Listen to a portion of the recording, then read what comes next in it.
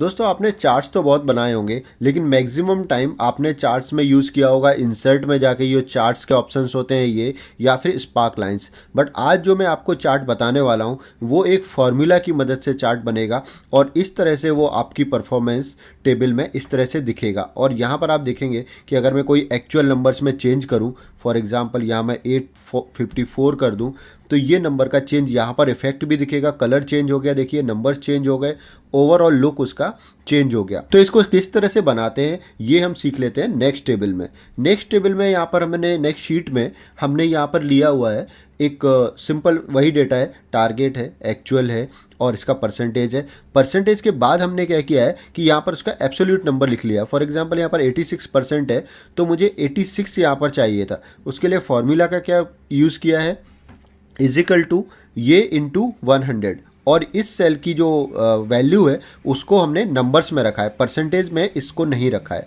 तो यहाँ पर हमारा ये नंबर्स आ गया, इसको हम यहाँ पर फॉर्मूला में कन्वर्ट कर सकते हैं। अब फॉर्मूला लगाने से पहले मैं आपको बेसिक बता देता हूँ कि रिपीट फंक्शन का यूज़ क्या होता है।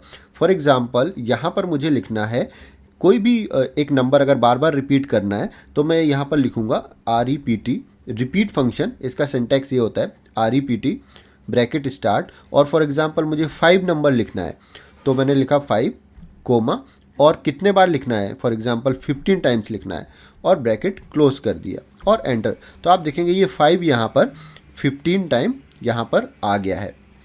अब इसी फॉर्मूला को हम यूज़ करके ये चार्ट बनाने वाले हैं।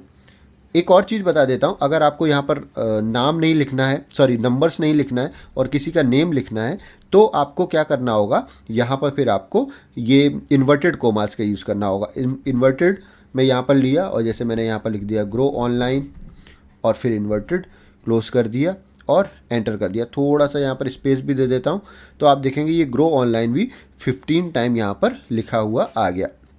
अभी मैं इसको डिलीट करता हूँ और चलते हैं अपन कि फार्मूला यहाँ पर क्या फार्मूला लगाना है हमें। तो यहाँ पर भी सेम ही फार्मूला लगाना है। हमने लिखा है यहाँ पर equal to REPT bracket start, और ये जो बटन होता है आपका वर्टिकल बार भी बोलते हैं इसको। तो शिफ्ट के ऊपर जो स्ट्रेट एक लाइन होती है ये आपको लेनी है, और ये लेनी है किस तरह से, आपको स्ट्रेट में पहले इन्वर्टेड कोमाज लेना है, फिर ये स्ट्रेट लाइन वर्टिकल बार जिसे बोलते हैं, और फिर क्लोज किया मैंने इन्वर्टेड और फिर कोमा, और कितने टाइम लेनी है।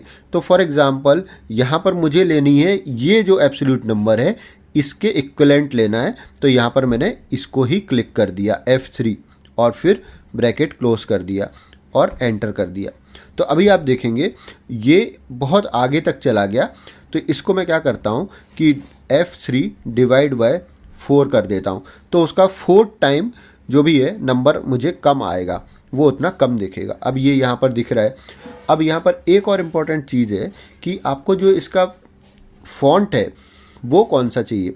फॉन्ट आपको कोई भी इस तरह का फॉन्ट लेना है जो आपका थोड़ा सा डार्क दिखे, और ये जो दूर दूर लाइनें दिख रही हैं वो एकदम पास पास। तो आप जैसे मेरी सैम्पल फाइल में जाइए और यहाँ पर आप देखेंगे कि मैंने जो स्टेंसिल करके एक फ़ॉन्ट है वो लिया है, तो मैं यहाँ पर भी वही फ़ॉन्ट सिलेक्ट करूँगा। यहाँ क्लिक किया मैंने और STE स्टेंसिल, देखिए मैंने जैसे ही सिलेक्ट किया तो ये थोड़ा सा कंजस्टेड हो गया और ये इस तरह से दिखने लगेगा।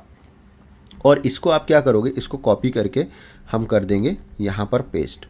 तो ये तो देखिए आपका बन गया चार्ट के जैसा दिखने वाला, आपका नंबर्स यहाँ पर दिखने लगा। थोड़ा सा इसको आपको क्या करना चाहिए, साइज़ इसका बढ़ा देना चाहिए, तो लुक थोड़ा सा और अच्छा आएगा। जैसे यहाँ पर 16 थोड़ा ज़्यादा हो गया, तो मैं यहाँ पर 14 नंबर कर देता हूँ। तो आई थिंक ये अभी थोड़ा बेटर है। अब इसमें क्या करना है, इसके आगे आपको कि इसमें कलर कोडिंग आपको ज़रूर करना है। कलर कोडिंग के लिए आप क्या कर सकते हो, यहाँ पर आप डेटा को सिलेक्ट कीजिए और फिर जाइए आप कंडीशनल फॉर्मेटिंग में। कंडीशनल फॉर्मेटिंग में आपको न्यू रूल सिलेक्ट करना है।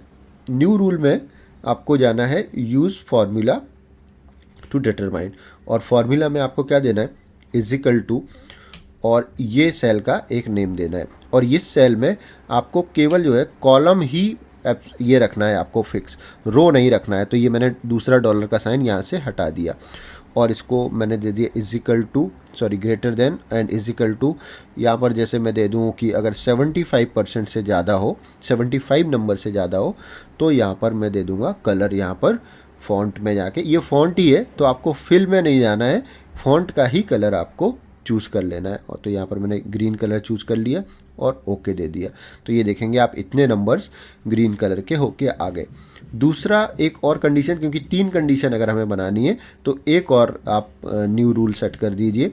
एक हमने 75 से कर दिया, दूसरा हम कर देते हैं इजिकल टू सेम नंबर, और फिर ये डॉलर का साइन यहाँ से हटा दिया, greater than and equal to. अगर 40% से भी ज़्यादा है नंबर्स तो इसको हम कोई ऑरेंज जैसा बीच का कोई कलर दे देंगे, जैसे ये ऑरेंज कलर दे दिया हमने और ओके कर दिया। तो greater than and equal to 40 है तो ये हो जाए आपका ग्रीन। अब देखिए आपका ये रेड चला गया तो सॉरी ग्रीन चला गया। वो क्यों गया है वो भी मैं आपको बताता हूँ।